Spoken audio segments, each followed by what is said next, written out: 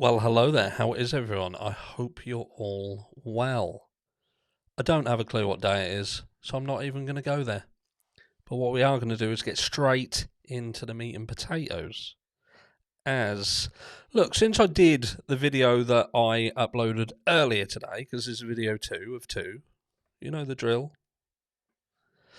There has obviously been more information that has come out. I had recorded that video in advance, hoping to get ahead. And as with every single time I do things like that, something changes and makes me look like a complete and utter dickhead. Thank you.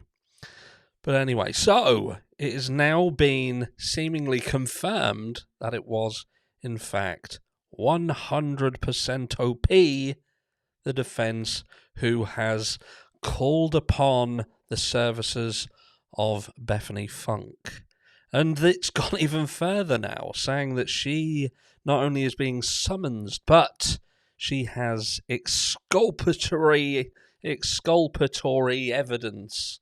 Got there, second time round.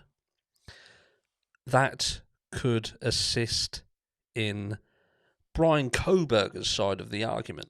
And I did say in the other video, what kind of things could she know? And there's been a few people who have spoken on this. One in particular, the sexy motherfucker who is Tragos Law over at Lawyer You Know.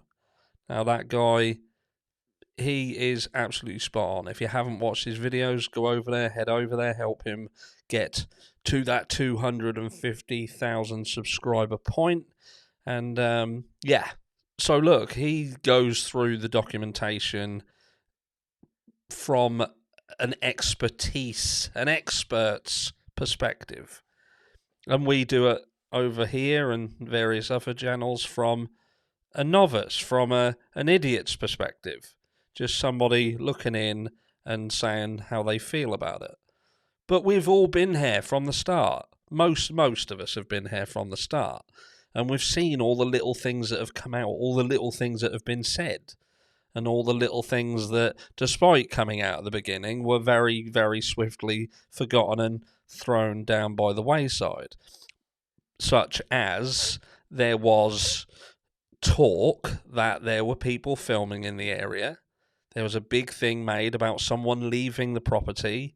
Was it 2 o'clock in the morning, and other people being outside and round about the property? And look, there's a lot of speculation around that. I think I did the 2 a.m. running girl video. And there's a huge argument on social media where the person who actually went public with that information was very, very swiftly kicked out of that group and had to retract that statement. It was almost like he had fucking shat in his hands and clapped. So I think he'd spoke out of turn.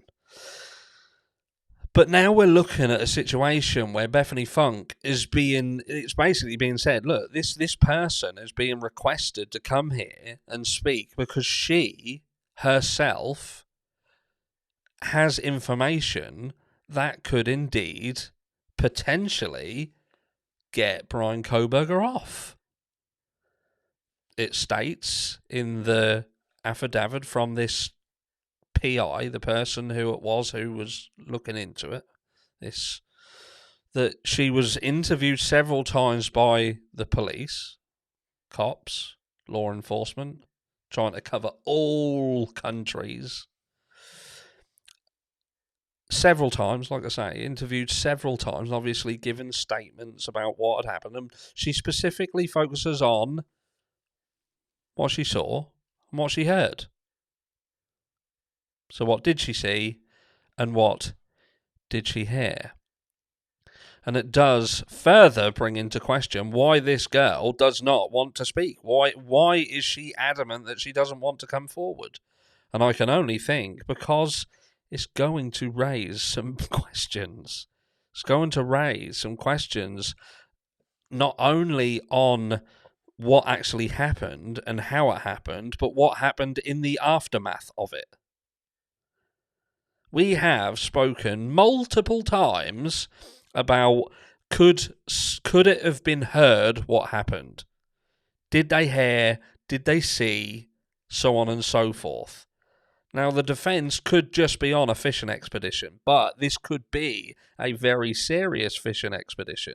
Because if they can prove that someone else was seen there, or more than one person was seen there, or Brian was seen there in some other form, after perhaps all this had kicked off, we know he came there. We know that he came there. We know that he left. But no one's ever thought about this. Nobody's ever thought about whether this crime happened earlier, before Brian actually even got to the property, if indeed it was Brian who got to the property. And I think a lot of people are there's a lot of things to argue if you're going to say that he never ever went there. I don't think that we could say that. You know, the guy's car was seen on camera, or a car that we're believing is his, and so on and so forth. The more you say it in your head and you think about, okay, what ties him to actually going there? Only stuff what law enforcement have told us, and ultimately law enforcement could have told us something that perhaps they got wrong, based on the stories told by people who may not have been telling the truth themselves. Now, could it be that Bethany and Dylan heard commotion, heard things happening in that home earlier on in the evening? Who knows? Who knows? Is Brian aware that he's gone there? He's gone on into this house, and perhaps for a nefarious reason himself, but he's got there and found the aftermath of what has happened. And Bethany has, and again, look, this is speculation. I'm just trying to speculate what she could possibly know that could potentially exonerate Brian Kohberger. And I don't know whether anyone has even for a second considered that perhaps these murders happened prior to the time frame given in the affidavit. We've always questioned the fucking time and how long it would take to get into the house and commit this heinous act.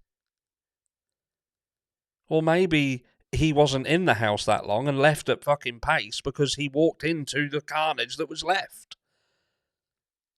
I'm here to help. Was one of those victims alive? We have always said things just didn't quite sit. The time frame, the little details just seem to be the things that we struggled with. And I'm wondering whether this is it. And when Brian turned around and said, had anyone else been arrested? Was it because he knew that these things had happened prior to him getting there? And he wondered whether they had also been arrested and he had been arrested alongside them. Time will tell. But it wouldn't surprise me. It would not surprise me now that we start to hear a lot more. Watch this space. Let me know down below what you think. And is this case about to get blown wide open? What's up, Harsh fam? We just launched our new nonprofit organization, United Search Corps. We're going to be advocating for the missing and families of the missing as well. And we need your help to spread awareness for our mission and also our fundraiser. There's a lot of equipment and necessary things that we need for this to be possible. So please take a second and share our fundraiser. For more information, please check out our website, unitedsearchcorps.org. Go over to my YouTube channel and check out our announcement video as well. The links will be in the description below. Thank each and every one of you for your time and consideration. Thank you.